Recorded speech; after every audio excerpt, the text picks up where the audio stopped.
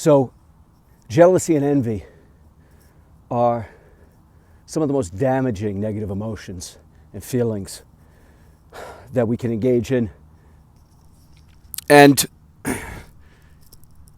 when you look at having feelings of longing for what others have and you don't, especially when it's someone you don't know, someone in the public eye, someone you see on social media, someone who's lauded in the public eye,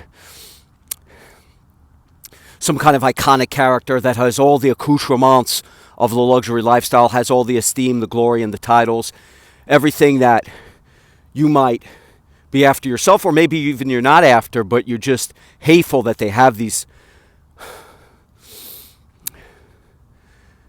material things in their lives, or these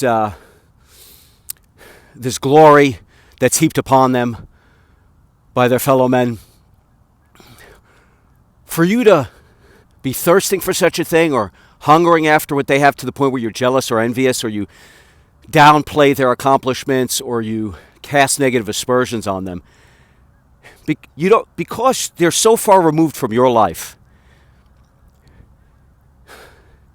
It is so abstract from your day-to-day, and it is completely worthless as an expense of your mind's energy, of which you can invest in so many things, to even invest a fraction of it in hatred, jealousy, or envy over someone that you don't know or is so far removed from your circle.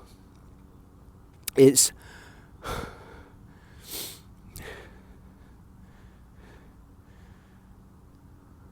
just wasteful.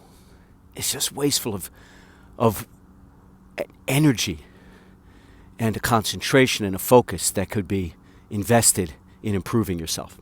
And then there's jealousy and envy and longing and thirsting and covetousness for that which for those in your circle, for those in your group or your family, for those in the radius of your loved ones and friends, and for you to expend any energy hating or being jealous or covetous or envious, not even vocally, just here, dwelling on it, dwelling why they have what you don't have, how you should have what they have, how they don't deserve it. Any of those wayward frequencies, it's not abstract and worthless, it's downright, or wasteful, it's downright destructive. It's damaging, and it rots you from the inside. It's silly and it's folly. And here's why. Because if someone in your group or your family, your inner circle,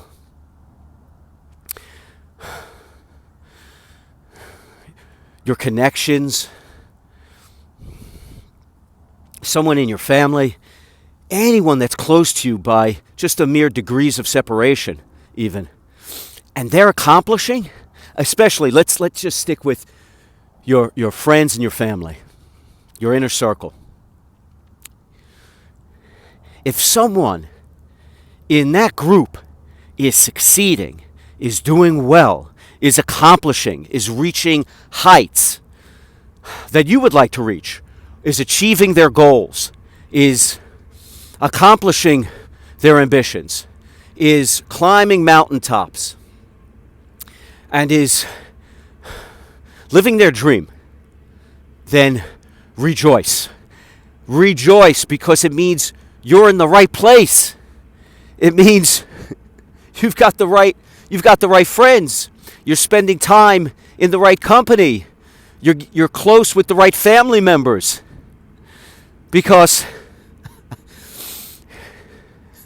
if they can do it, then you're close enough to pick up the ideas, the understandings, the knowledge, the information, the education, the methods, the techniques, and the ways that have led them to achieve such glorious things. And hopefully these are things that demonstrate their love for Yahuwah with all their heart, soul, mind, and strength, and such that they can love their fellow men as they love themselves. Because if that's the case, wow, you're in the right place. You are definitely in the right circle. But irrespective, if you're with positive-minded, motivated, inspired friends and family and acquaintances, and that's who you're spending your time with, and they're succeeding, even if you're not. If they're succeeding, if they're achieving, if they're accomplishing, glory, glory, glory. Amazing. Because, you are, as they say, you are an amalgamation of those who are closest to you, because you're picking up on the traits and the qualities of those who are in your life. If you're around negative people, toxic people, poisonous people, psychic vampires, negative influencers, corruptors, misleaders, deceivers, well, guess what? If that's who you're spending your time with, you're more likely to walk that path. Otherwise, why are you spending your time with them? Unless you're there trying to help them. But if these are your friends, if these are the people that you're spending your time with, if these are the people that you're out and about with, then what are you getting up to if this is how they spend their time, filled with decadence, defilement, debasement, and depravity? Not a good look, not a good place to be. That stuff is going to leak in, it's going to rub off on you, especially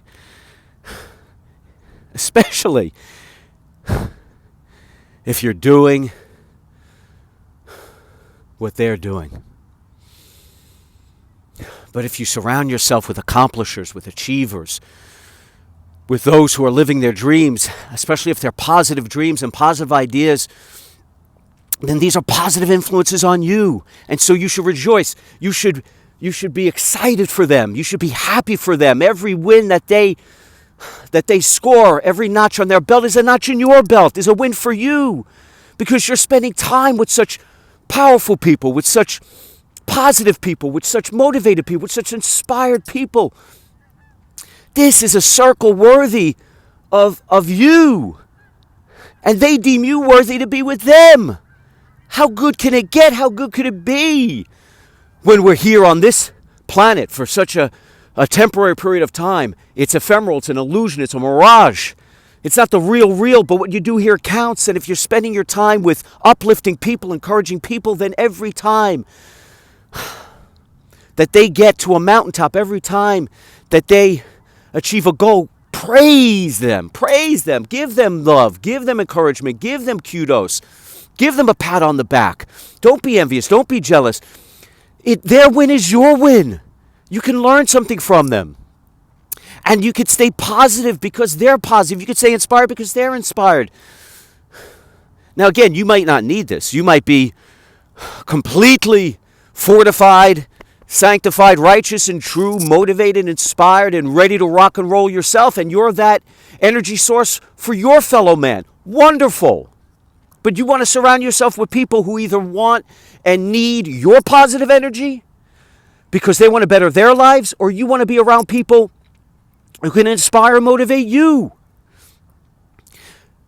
When John the Immerser, Yohanan the Baptist, after Yahusha had come and had been immersed by Yohanan, by John, and Yahusha, the Most High, the Son of the Most High, he who saves, Yah, he who breathes life into all things, manifested in the flesh as Hamashiach the Messiah, Shah, salvation, Yahusha, the Most High who saves, the Most High who redeems, the Most High who delivers. After he had been immersed and was out there performing miracles, teaching the good news, bringing the good news to the people, spreading the good news, and immersing himself, there comes a point where Yohanan, before he's arrested and condemned by Herod, the king, before he's stuck in some dungeon and eventually beheaded out of hatred, jealousy, and envy, decadence, depravity, defilement, debasement. What a story that is.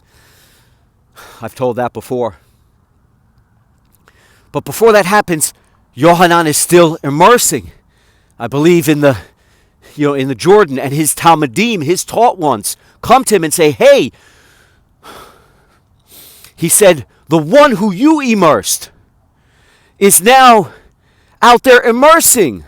And they're referring to Yahusha, son of the Most High.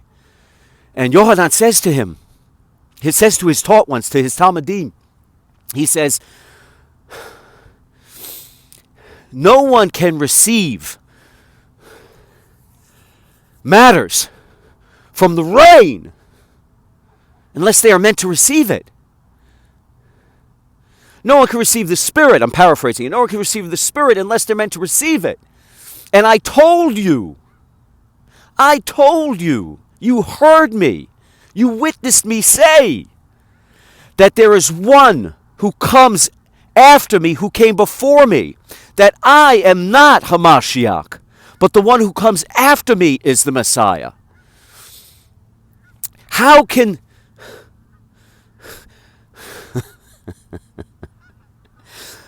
how could the friends of the bridegroom who has the bridegroom has the bride, and how could friends of the bridegroom be unhappy when they hear him? They love the words of the bridegroom. They love the happiness of the bridegroom. They revel in the joy of the bridegroom because the bridegroom has the bride. And so we rejoice. As friends of the bridegroom, we rejoice. And so, don't be envious, don't be jealous. Don't waste your time on the abstract nature and the far removal of those in the public eye who you think have a great life, because you don't know what lurks in their background. You don't know what lurks in their mind. Be careful what you wish for. You might get their life and hate it. And don't be envious of what other people have. Everyone has their issues. You have your challenges. It doesn't matter what it looks like from your inner circle. It doesn't look like how happy someone is with what they have. You know, they have their own challenges and their own illusions and their own problems and their own strife that they keep inside that you might never know. Hopefully they make you their confidant, and they feel that they can share their challenges and their burden with you so that you could help them and you could uplift them and you could raise them higher. But if they don't, never be envious, and certainly don't be envious or jealous when your friends have a win or an accomplishment or experience parts of the dream that they've been chasing, especially, as I said, if it's a positive thing, if it's a good thing.